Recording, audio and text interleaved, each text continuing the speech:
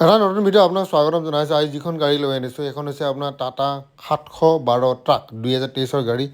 ইয়াৰ হিন্দী ভিডিঅ'টো মই মোৰ আৰু এটা চেনেল যিটো অটো হাব नाমৰ চেনেলত बनाइছোঁ। इसका जो हिंदी रिव्यू का जो वीडियो है मेरा और एक चैनल है जिटूस ऑटो हब, वहाँ पे हम डाले हैं। तो जिसको अभी आसामीज लैंग्वेज मालूम नहीं है वो हिंदी चैनल में चला जाइए।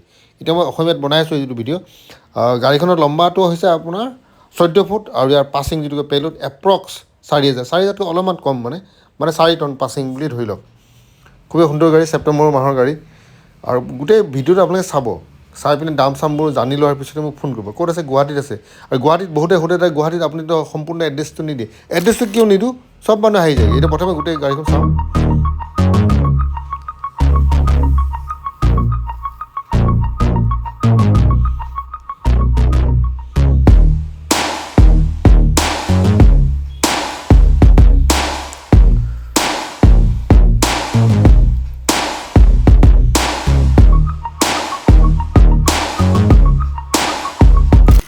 মানে কথা এটাই, মোৰ চিভিল ভাল থকা মানুহ লাগে, মানে চিভিল অ'কে থকা মানুহক মোক লাগে। তাৰ কাৰণে মই সোধোঁ যে আপোনাৰ চিভিলৰ নম্বৰটো কিমান।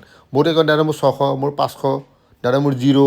তো সেনেকুৱা ধৰণৰ মাতি একো লাভো নাই। এনেই গাড়ীখন চাব, টাইম লছ কৰিব না। মোৰ ৱাইফৰ নামত ল'ম।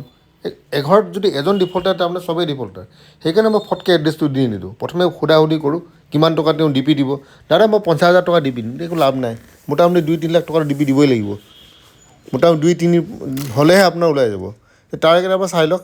বহুতে আকৌ মোক কয় দাদা তাতকৈ কম টকা দিলে নতুন গাড়ী ওলাই যায়। নতুন গাড়ী পলিচি বেলেগ, ঠিক আছে, নতুন গাড়ী পলিচি বেলেগ। নতুন গাড়ীটো 10,000 টকাটো কিজানি ওলাই যায়, মই কি জানো। কিন্তু আমাৰ পুৰণা গাড়ীৰ পলিচি বেলেগ। তো তাৰে কেইটা চাই লওক। আগৰ দুটা টায়াৰ এভাৰেজ হয়, পিছৰ দুটা টায়াৰ মোটামুটি নতুনেই হয়। BS6 গাড়ী, 14 ফুট লম্বা। আৰু মোৰ কথাবোৰ অলপমান খাৰাং খাচ হয়। বহুতৰ হয়তো ভাল নালাগিব পাৰে। বহুতে কৈও দাদা আপুনি কথা ক'ব নাজানে। মই কথাবোৰ এনেকৈয়ে কওঁ, ঠিক আছে, ষ্ট্ৰেইট ফৰৱাৰ্ড। চিভিল বেয়া হ'লে লাভ নাই আহি, ঠিক আছে। কাকো তেল মাৰি মই গাড়ী বিক্ৰী নকৰোঁ।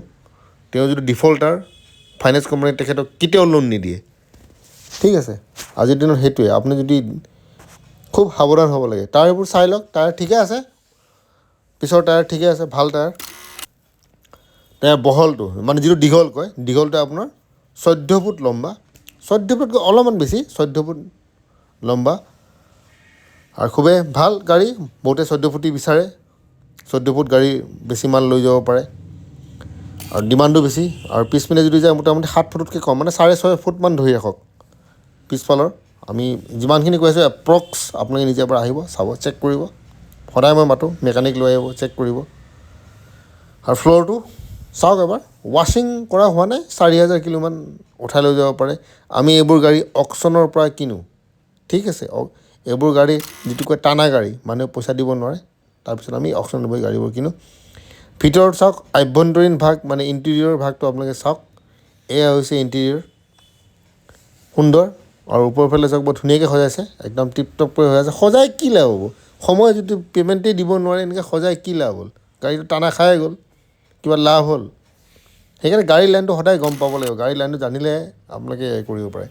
এতিয়া পেপাৰসমূহ চাওক, পেপাৰসমূহ মোটামুটি আপডেটেই আছে, ঠিক আছে।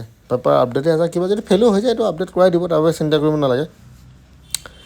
আপোনাক একো চিন্তা কৰিব নালাগে তাৰ বিষয়ে। মই সেইটো মই বাৰে বাৰে দেখুৱাওঁ। আৰু ইয়াৰ দামটো যিটো ৰখা হৈছে, দাম হৈছে চাওক 12 লাখ ইয়াৰ দাম ৰখা হৈছে। কণ্টেক্ট নম্বৰ তলত আছে। এতিয়া ডিপি সদায় অলপ বেছিকৈ দিব।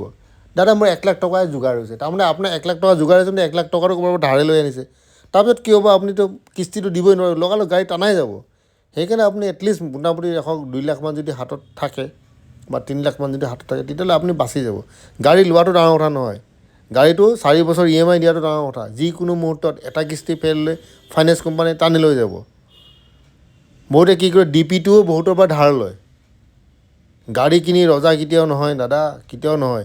প্লেনিং কৰি গাড়ীখন ল'ব, ঠিক আছে। প্ৰথমে সৰু গাড়ী লওক, তাৰপিছত ডাঙৰ গাড়ী। তো ইয়াৰ লগে আজি ভিডিঅ'টো ইয়াতে সমাপ্ত কৰিলোঁ। পুনৰ এটা ভিডিঅ'ত লগ পোৱাৰ প্ৰতিশ্ৰুতি। বাই।